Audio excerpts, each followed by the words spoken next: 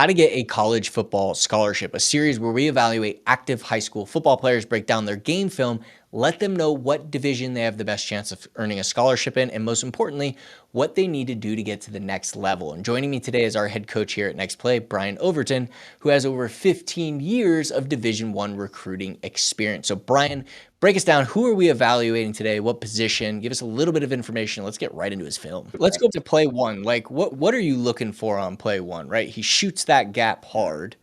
I felt like he read the play really well. He's Yeah. leading with his arms. You know what I mean? Like, what are you looking for here in a middle linebacker? Yeah, I mean, well, first off, we're sizing them up. You know what I mean? Like that's why I mentioned, is his size. The first two or three plays, you're trying to get a general idea of how big he is. Just in general, and then kind of once you see him move around a little bit, and you got a general idea of how, what size he is. You're looking at certain position characteristics. You know what I mean? You're looking for instinct. This day in college football, can he run? Does he play violently? Does he play with physicality? You know what I mean? That's at the top of the list. All those things. You know what I mean? You've got your little check boxes that you're checking, and sometimes they don't show up on every play. Again, that's why you watch the tape, and that's why we help them order the plays. You know what I mean? So, but just initially, you're looking for those things. But just you talked about his hand. Kind of his hand movement there.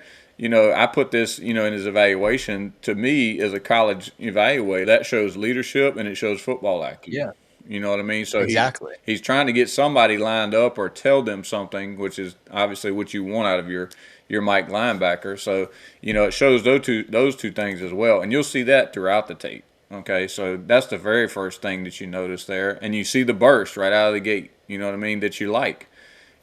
Here, second play, that's a perfect steal shot right there. So seeing him on the hoof, you know what I mean? That's a good shot right there to kind of see, how tall you think he is, how thick you think he is, and all that good stuff. See, there he goes again. He did it right before the ball was snapped. You see the little hand motion. He's communicating with somebody. But he's also diagnosing the play and making a tackle for a 2-yard gain. So it's a lot of things you're checking the boxes on, and once you evaluate for a certain period of time, you know what those are, and you just kind of let the play roll. Obviously let it roll, and you see if those things show up. Is basically how it works. You've got those Yeah, check boxes, and as they show up, you check them or you don't. You know what I mean? And that's kind of how you get to the evaluation, if that makes sense.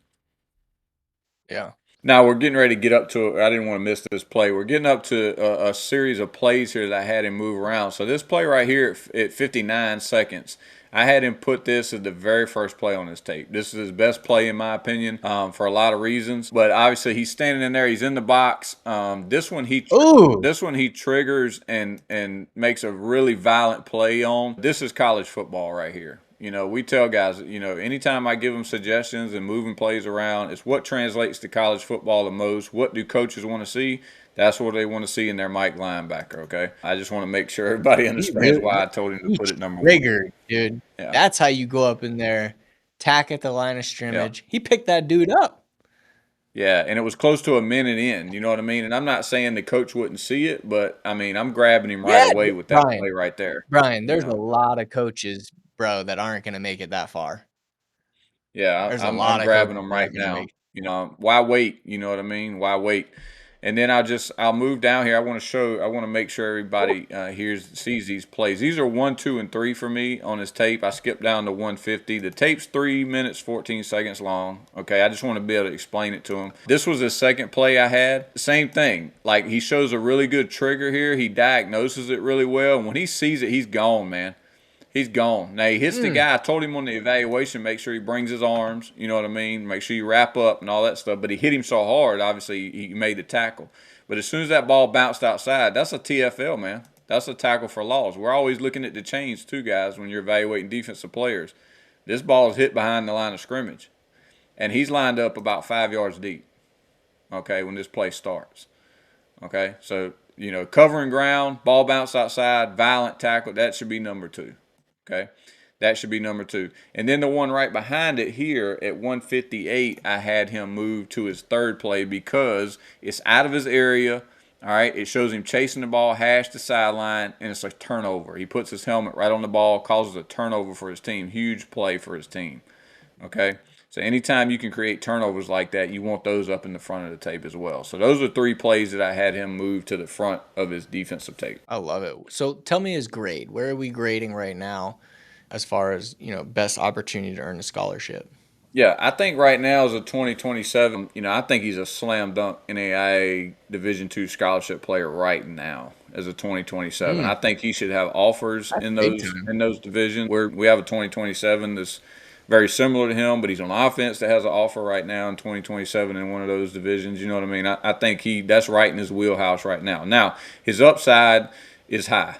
I really like the kid. Like I said, the other thing that factored in is we're not watching it obviously for time purposes. Is he's a two-way player. He plays running back as well. So I had him adjust some things on his running back tape, and he also, for our viewers, he had 2 separate tapes, and they weren't long enough to have them separate. So I had him combine them and put his defensive stuff in the front and his offensive stuff right behind it. And he's a good He's a good running back. You know what I mean? I could see somebody being interested in him for a lot of reasons. He plays running back the same way he plays linebacker. So Yeah, that it's factored a into the evaluation as well. big time Division two players should have scholarships at this point. But hey, it's what he does from this point as far as is doing his outreach and everything like that and his marketing and all that. So Brian, what does he need to do to get to the next level? Yeah, what I sent to him in the evaluation is, he needs to work on, and some of you guys have heard me say this before, and it may sound like a very simple answer, but this kid has clearly shown that he knows how to play the position. He shows instincts, he shows leadership, he shows football IQ.